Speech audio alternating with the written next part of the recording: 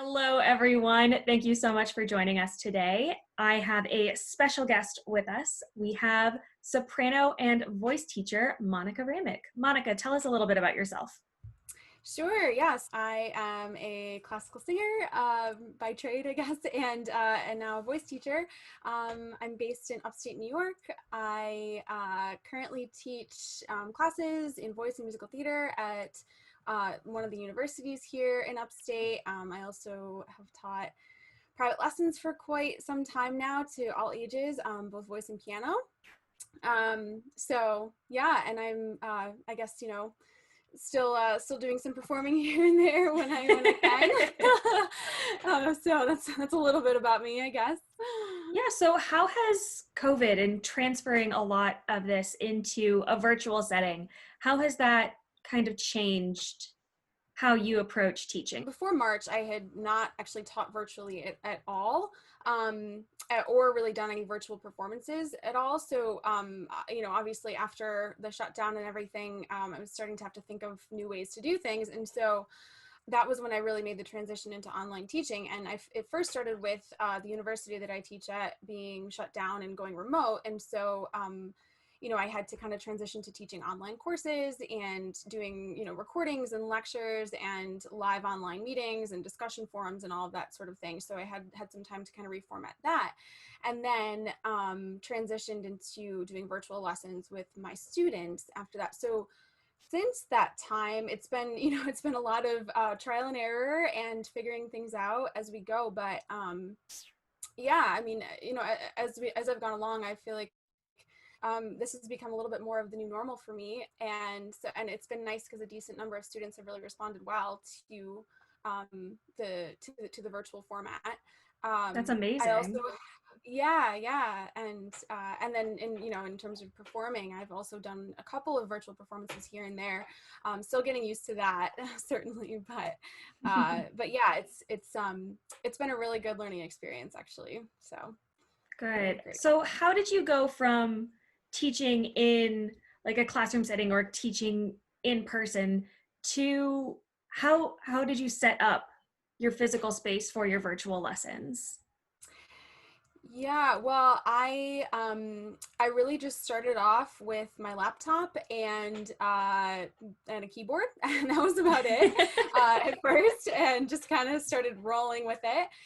Didn't have a lot of time to prepare, but as time went on, I kind of started piecing things together as I needed them. So it grew kind of, very gradually. So, I started, like, I would use my laptop for Zoom and FaceTime and different, different things. So then I like kind of set up a table, and then I bought a microphone, and then, invested in like a good Bluetooth speaker and some Hmm. lighting, um, and so it kind of pieced itself together as I went along, with certain things, and then starting to realize the materials that I needed. I kind of just set up a little corner, in a tiny corner really in a small space, in my house, and just kind of dedicated it to becoming a studio, if you will. So it is a little bit makeshift, but it works. Fixing it It's all been right great. now. Yeah, I know, right? I know, but it's been a really great space actually. It works really well. So. That's awesome. So what would you say if you had to pick besides like a computer and your keyboard, what would you pick as like your top three must-haves for virtual teaching? Ooh, that's a good question. So I think a microphone is definitely worth it. Even, getting a cheap one is better than none. Anything is really better than the internal speakers on a device like a laptop, which is what I have. So I really I can really hear a difference in an external microphone. So any sort of cheap microphone that's like a USB plug and Mhm. go, I think is really worth investing in. um an Ethernet cord for your internet connection. It like works Oh my wonders. gosh. It's amazing. So I noticed a huge difference with that when I started using it as opposed to just the Wi-Fi. And I encourage my students to do that too. Hmm. It makes the connection so much clearer. And third one, maybe like a Bluetooth speaker. I feel like that's Okay. really helpful, to hear, especially with students whose audio is not as clear or as loud. It's easier to kind of bump it up on an external speaker too. So I find that really helpful. So you So use a speaker instead of like headphones or AirPods or something. I do. Yeah. I mean, Okay. I have used earphones too, but it's easier for me to kind of like, I guess, just sync everything all together for me personally, to have it be just external and not have anything in my ears. So Yeah, that's great. So what kind of platforms do you teach on? Is it like Zoom? I know that I'm a teacher too. I teach on Take Lessons. What yeah, kind of platforms do you use? yeah. I've used a bunch actually. Hmm. I think the most common ones that I use are Zoom and FaceTime, and I like them for different reasons. Obviously FaceTime can only be used with Apple devices, so that's that can be a downside for some people. But the Hmm. audio and the audio is a lot better, and I think there's less of a delay often, at least in my experience.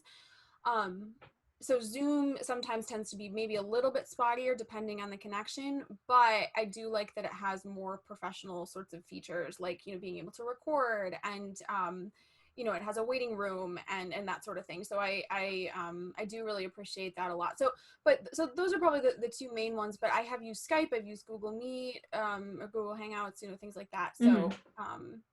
yeah, just depends. That's awesome. And then what kind of tools do you use to really focus on finding new students and bringing them into your new online teaching world? Well, a lot of it is word of mouth. I try to reach out to my network and the people who are already around me and the people that I already have connections with to, just put the bug in their ear, or throw it out there and see if they're interested, or ask them to spread the word. And that has worked very well. So that's probably my main way of getting students. But I do use social media a decent amount. I have a professional Instagram account and a professional page for like on Facebook and on Hmm. LinkedIn. And then I have a page on my website that shows my studio offerings for voice lessons and piano lessons and tutoring and that sort of thing. So I find it very helpful, actually, to that last point, to just kind of be able to direct people right to my website too. So Hmm. that has come in really handy too, just to say, hey, go check it out. Here's what I offer. Here's my teaching philosophy. Here's some student testimonials, and we'll go from there. So it's a combination of things. I've gotten students everywhere from, just sort of at church who come up to me and ask to random people who have messaged me on Instagram and they happen to see my account or whatever, and they ask for virtual lessons. So it depends, which is great. It's the beauty of living in this day and age. That's amazing. And I want to backtrack just a little bit. You said that some of your students are really opening up in virtual lessons. Would you say that some of them are opening up in virtual lessons more than they would in in-person lessons? Actually, yes. I think there are certain things that they're more inclined to do in virtual lessons than they would if they were in person. I think I personally I think that in-person lessons are always wonderful if you can do them. But Hmm. in terms of the virtual stuff, I think one of the benefits that I've seen especially is that some people feel a lot more comfortable just like making a racket and doing silly things in the comfort I've of their noticed own the home. same thing. Yeah. Than they would like if they were in a studio, or with the fear of someone else listening or whatever. So Hmm. so I find that in that sense, students are really able to kind of let loose and sing more full out more easily, which is great. You can really get a lot done in that sense. They're also, I think they're more willing to do the silly things, like I'm saying. They will make funny faces, or if I'm having them do a crazy exercise or move around wildly or whatever, they're more inclined to really invest in it than they would if they were in person. So I think that has been really great. That's been a benefit. Yeah, I've definitely noticed my shyer students just wildly opening up Yeah, right. on So Zoom. easy I'm to like, get into. oh, wait, hello? Yeah, it must be like the screen in between or something. I don't know. Yeah, especially because like most of my demographic is like middle school and down. Yeah, So I've so got a lot of kids going through puberty going, I don't want to crack when someone else can hear me. Whereas like, of it's course. my mom, I don't care. Right, exactly. I know. And then we'll do So like great. 5 minutes of like pet show and tell at the end, which is super fun Oh, I for love me. that. Mostly because I'm just like, Oh, that's show me your awesome. cat and your dog. Yes, Tell me I everything. know. Oh my gosh. Yeah, I have some It's younger the students. best thing. Oh, can I show you my room? Oh my So great. gosh. So great. But are there, with virtual teaching, have you found that there's exercises that work better and exercises that just like aren't working virtually? Well, it depends. Like I'm saying, so I think the kinesthetic stuff works really well online because they often have room, they feel comfortable in their own space, and like I'm saying, they kind of have more that freedom, the feeling of freedom. As far as things that don't work, it can be difficult. I find that the more rapid exercises are difficult because if the connection goes out, you miss, 2 or 3 notes that they're singing. Mm-hmm.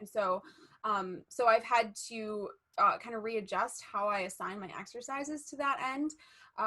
So, maybe it's just taking it slower or it's modifying the exercise slightly. So that is one thing that has been a bit of a challenge, or, just with the delay, or if there's sort of a point where they freeze and then catch up, it's difficult to hear Mm-hmm. things like vibrato consistently, or Yeah.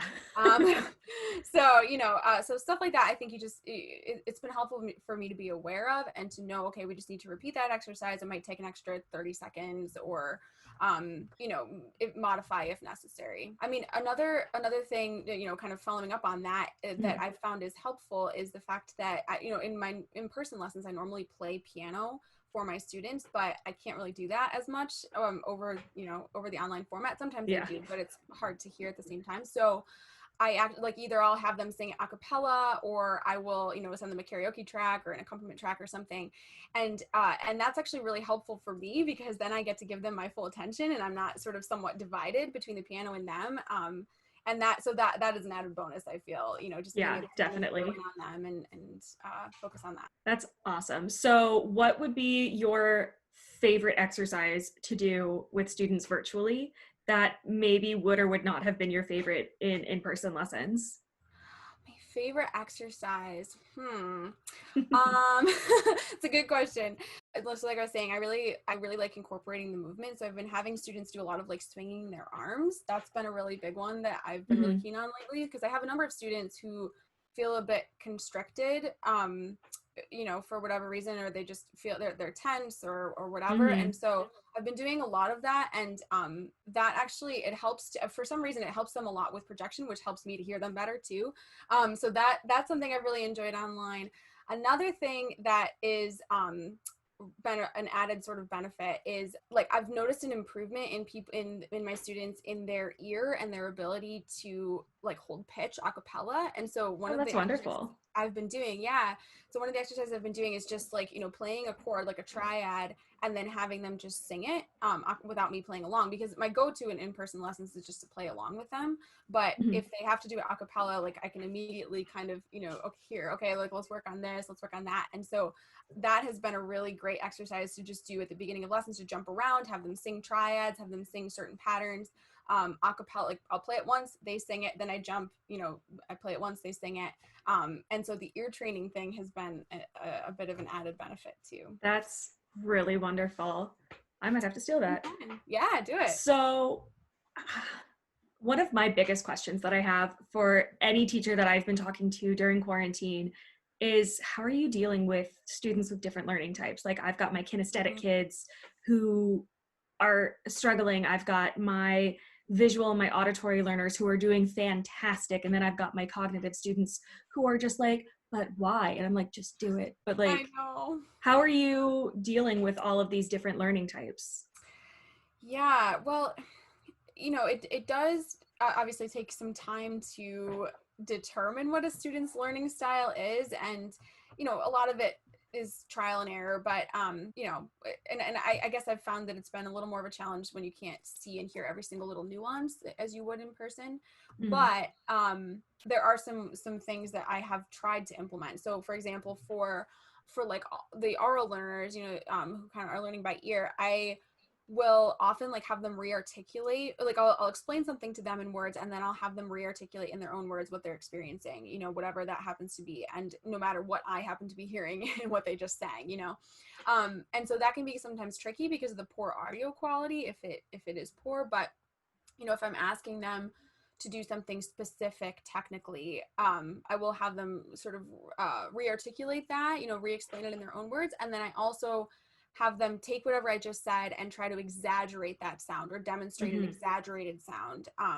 and then it helps them to kind of go too far in one direction, and we get the idea of where we're going, and then we tone it down from there, so that's an example of like, for oral learners. I mean, I am personally very visual, so I'm really enjoying the video aspect of this.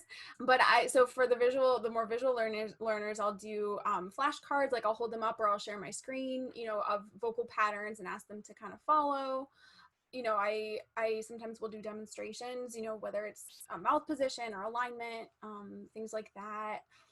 I like to talk in color too sometimes. So, I'll hold up flashcards and things like that. So there are a lot of these things are things that I have done before that are not necessarily impacted by the virtual format, but it's just figuring out how to, utilize your screen.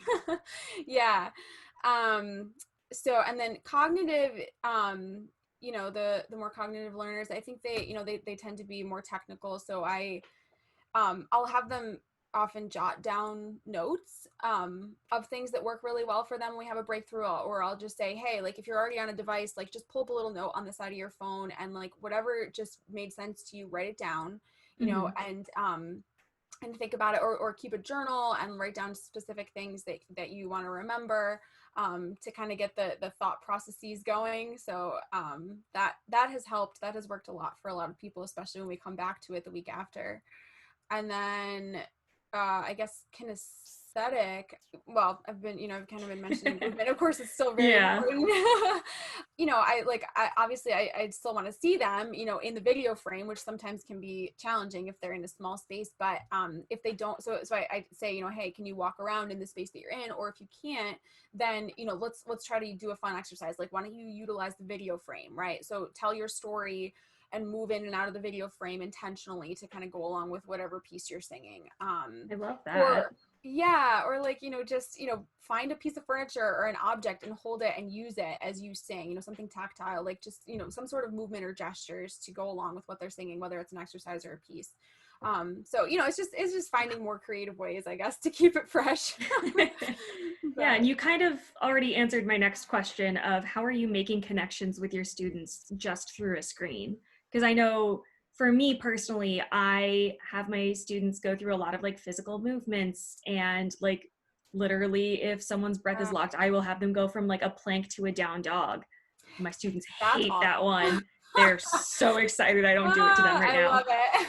But that's great. Making that connection, especially for some of my more kinesthetic learners or my cognitives who just get stuck in their heads, it's been really difficult to make a connection through the screen sometimes. Oh, absolutely. That is very easy to make in person. So I guess my question is, how are you just making that final leap through the screen to make that connection with your students?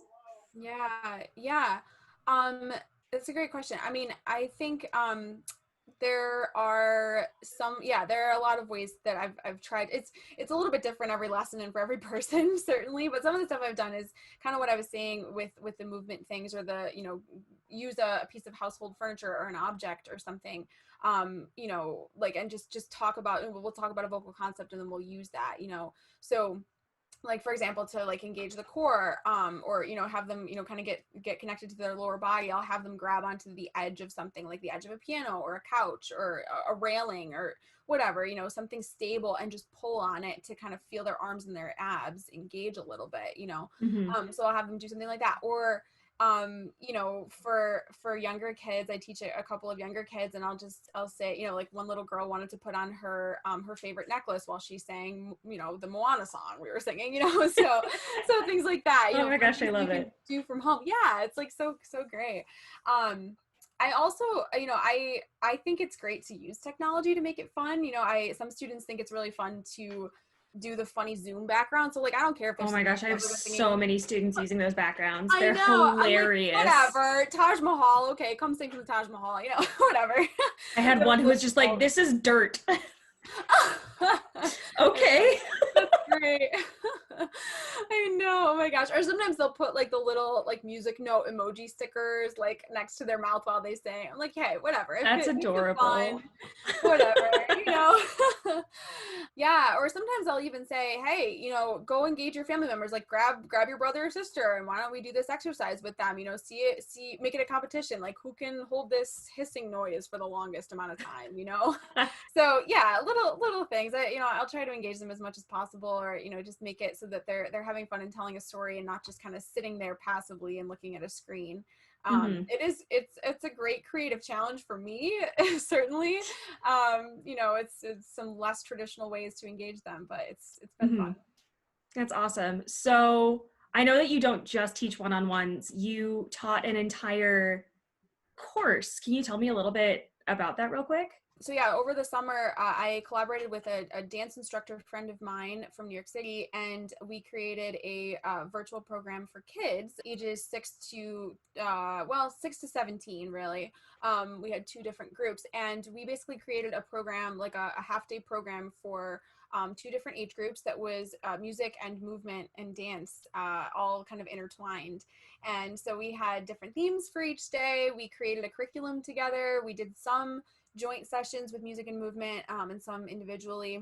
So it was a lot of fun. It was another interesting exercise in figuring out how to engage students, especially in two different age groups and with different concepts that we were covering. We talked about different musical styles and just musical concepts, just as an introduction. And it was a lot of fun, and I think Good. Oh that my gosh, I love really it. enjoyed it. So it's a good creative project.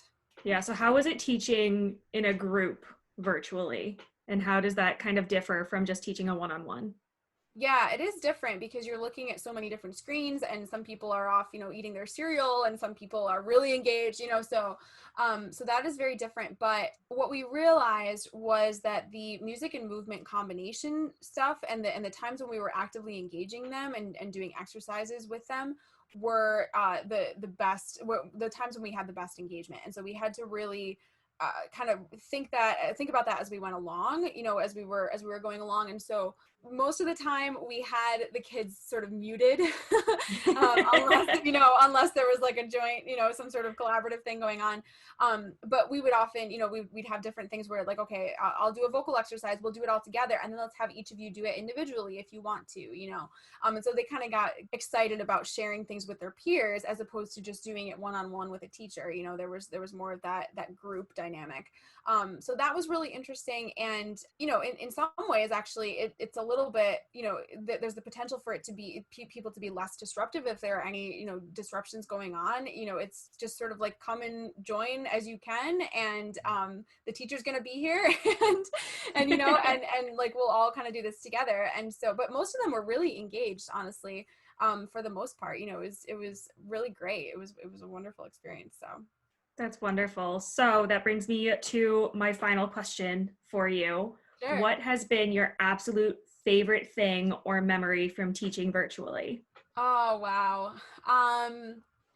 Let's see. Well, I guess I just right now I feel very grateful to first of all very grateful just to live in the age of technology where we are able to still teach and see each other and work with each other in spite of being apart. And I think it's just I think that really is my favorite part, the fact that we're not apart, and the fact that someone is across the country or even across the world, I can still see them and work with them and have that sort of very human connection that you have in a voice lesson or in making music together. And so it's also just so helpful to maintain the continuity so you can continue the work. You don't have to interrupt things.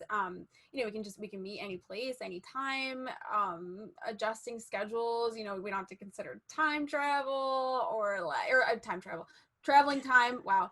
Or like weather. We could talk about time travel. I don't I know how much wish. it'll help, That would be but great. Oh my gosh. oh my But goodness. yeah, so I think that really has been my favorite part, the fact that, we are still able to see each other and to work together and use our time efficiently. That's really been the best. And to watch students continue to blossom even though there's all this craziness going on, Hmm. is is wonderful. You know, for a half an hour, we just forget about the cares of the world and we make music and have fun together. And that's really beautiful to me. I don't think I have anything I can say that'll top that. Oh, So, but kind. thank you so, so much for Oh, my jumping on here with pleasure. me and chit chatting about virtual teaching and virtual learning. I know that it's something we're all figuring out right now. None of us studied this. Yes. So I'm glad that we're all figuring it out. Can you really quick just shout out your social media handles? And I'll Sure. make sure that they're in the description. Yeah, definitely. So my Instagram account is my first and last name, Monica Ramich, and then soprano with an underscore. That's my Instagram handle. My Facebook is Monica Ramich Soprano, and my website is www.monicaramich.com. So Oh my gosh, Monica, thank you so much for joining us. And thank you. thank you so much for everyone for tuning in. We'll see you next time.